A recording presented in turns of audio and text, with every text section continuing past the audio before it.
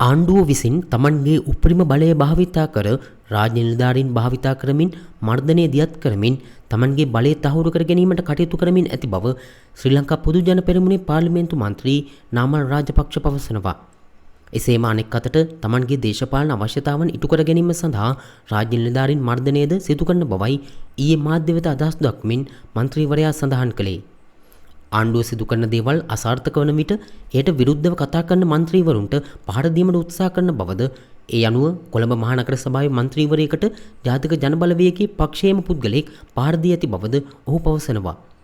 වත්මන් ආණ්ඩුව බලයට පැමිණියේ කාන්තා හිංසනයට එරෙහිව කාන්තාවන්ට නිසිතැන ලබා දෙන බවට පවසමින් බවත් මෙම පහර දීම සම්බන්ධයෙන් සාධාරණ පරීක්ෂණයක් සිදු කළ යුතු බවත් ආණ්ඩුව කියන කයිවාරු ක්‍රියාත්මක කරනවාද යන්න පිළිබඳව බලා සිටින බවයි පාර්ලිමේන්තු මන්ත්‍රී නාමල් රාජපක්ෂ වැඩිදුරටත් ප්‍රකාශ කර සිටියේ.